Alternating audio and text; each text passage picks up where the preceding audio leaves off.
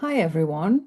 We'll continue our discussions on the SAM project, the possibility of using songwriting as a research method, by sharing some of the reflections on a project we also did in 2025, which is the Feathers EP. So there are 6 songs that have been created by our storytellers and songwriters as part of the anti-racist project based in the West Midlands, and the work happened at the University of Wolverhampton and Birmingham City University.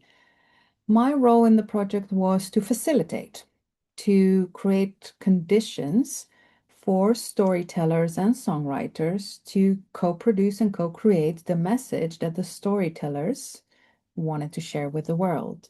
But it was our first time doing this, so we were trying to be very intentional and also not go too fast, not to make mistakes, and really trying to, well, at least I was, made it a very specific purpose and intentionality to listen what the storytellers and the songwriters, who were all new to these roles, were telling me, and whether there are specific conditions we need to put in place so that this could happen in the way we were hoping it would happen.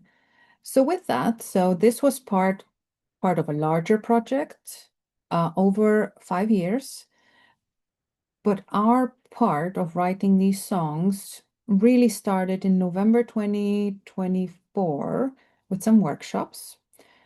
The workshops were with Branda Rattray and Kiz, so Kieran Manley, Kiz, trying to just work with people who don't come from creative backgrounds from an educational point of view. That doesn't mean they're not creative in their other parts of life, and just trying to see how they could use creativity to deliver this message and lived experience. And we did focus on race within higher education, perhaps as a point of starting the conversation. But those workshops were left between the facilitators and the storytellers. There was no recording, there was no agenda. So that was just something to see if we could get everyone started thinking about their own songs later on. And then from January to April, so the 30th of April was the last recording day, the only recording day, but the recording day, that's when we were sort of doing the songwriting process that we're going to be exploring over the next few recordings. And first, so this was all new, well, it was new to me, and I believe it was new to everyone who got involved. And with this in mind, both Rejoice and Naisha, could you share your reflections around what you wish you had known when starting the project, what went well, and what could be improved? And possibly with that, right, brilliant hindsight now that you're equipped with, if you did it again, what would you differently? I don't mind going first. Yeah. So I think what I wish I had known before was just how easygoing it was going to be. Because I think I came into the process like, okay, you're a musician, you need to know what to do, and you need to produce music, and it's going to be great. And then I walked in, and then everyone was like so friendly, even from the calls.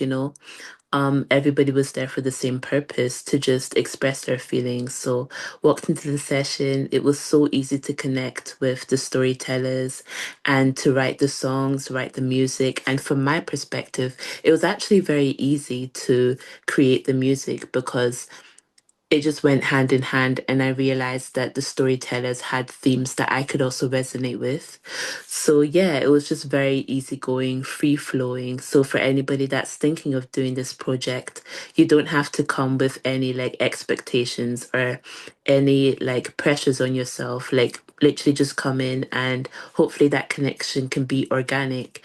And another thing is yeah, just how you don't really have to have any specific skills. I think from my side, it helped that I could do music, but for the people that haven't really come from creative backgrounds, just having the ability to talk, share your story, share your emotions, share your heart. It goes a long way for this project. It really helped us to connect from the storytellers to songwriters, and it just meant that we were able to create something beautiful together. Yeah, and I think what went well from the project, just that authenticity.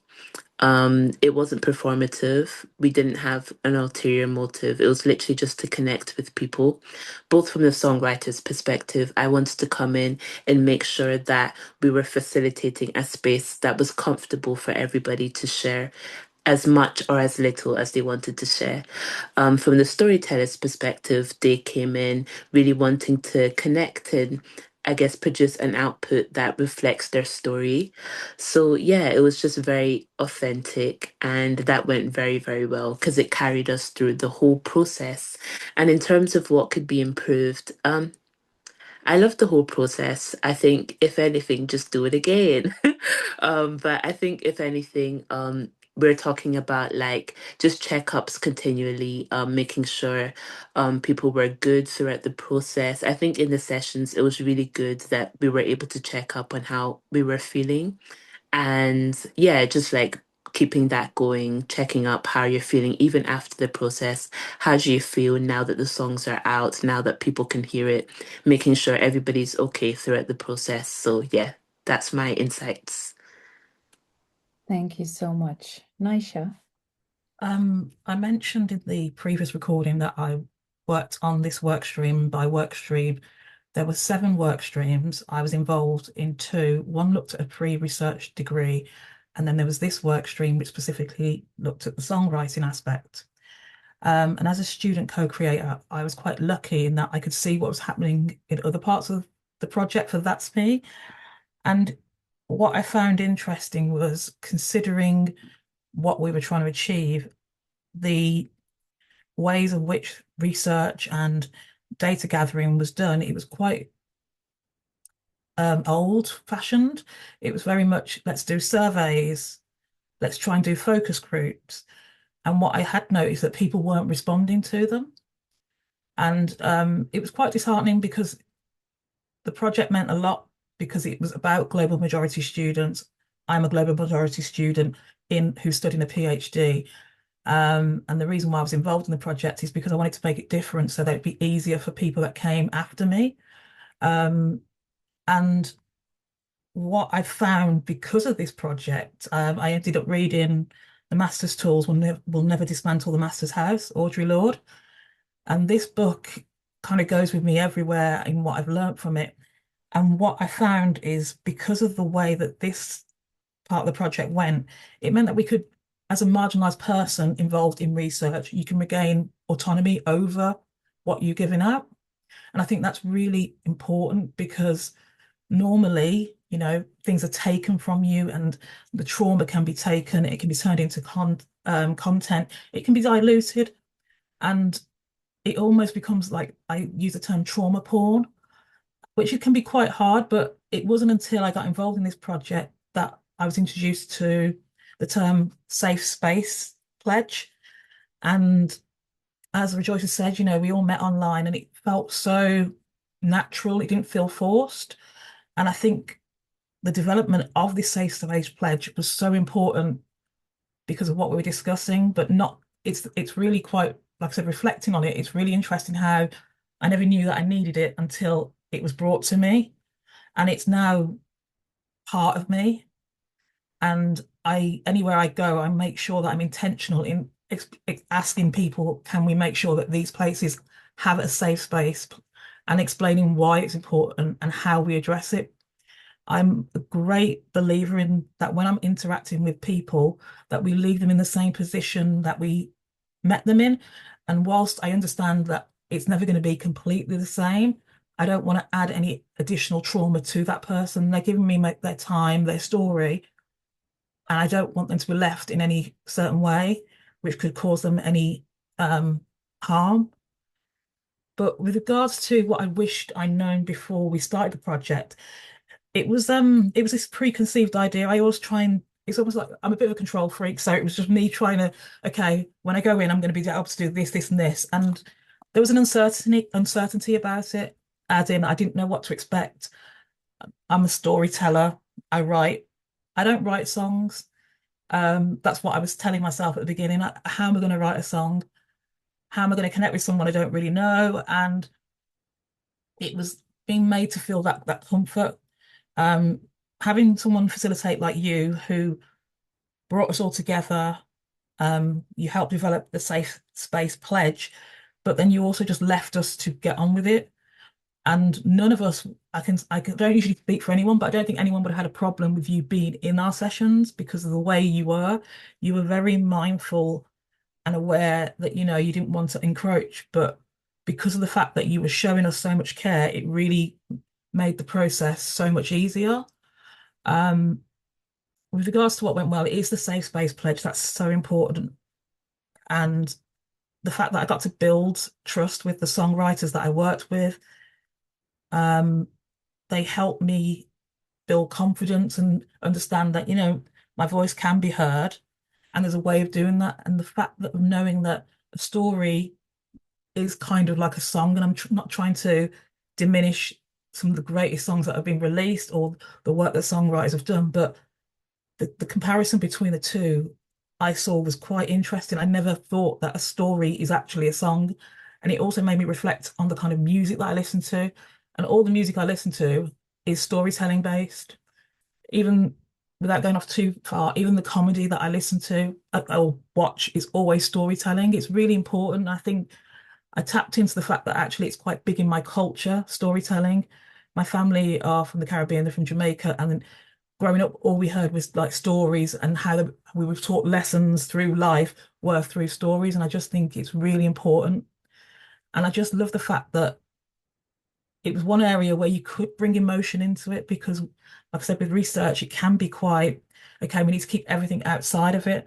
But in order to be creative, sometimes emotion needs to be brought into it so you can develop, you can produce something. And what's been produced from all of us is so, so beautiful. I think with regards to what could be improved, because I am greedy, I would have loved more time doing it. Spent a whole year just, writing songs. I did manage to write an EP throughout the whole thing, which is quite interesting because came in with the idea of writing one song and then end up writing five. Um, I think, like what Joy said, maybe like obviously the follow-up check-ins, but the problem with that is obviously if everyone then kind of goes off on their own separate ways, it's difficult to then obviously get hold of people. And attempts were made and that kind of stuff. So I just think, yeah, just maybe from the outset saying to people, after the songs are recorded and released, we will be in contact. And, everyone knew who to contact and were aware because I think it's really important that participants also hold some responsibility. But it would have been, yeah, just to do a bit more of a follow-up in that respect. Thank Thank you. Thank you both for such valuable reflections. And both of you have touched on some points we haven't said expressly, maybe just yet, but songwriting as method is not commercial songwriting. So we're not writing so that people would be using this in campaigns or trying to drum up sales or in that from that perspective. So it's not commercial songwriting. And at the same time, as we are really well informed by Professor Sophie Daniels as well, is this is not music therapy either, right? It wasn't any of us stepping into a role of a music therapist because none of us are qualified. So we never had any pretense to say so.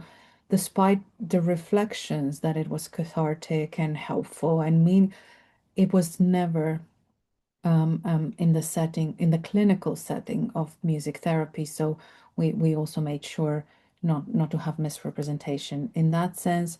And the Safe Spaces pledge that you've mentioned a few times, we'll be discussing in a separate recording. So thank you both so much for your reflections. I think everyone's learning so much from this conversation. Thank you.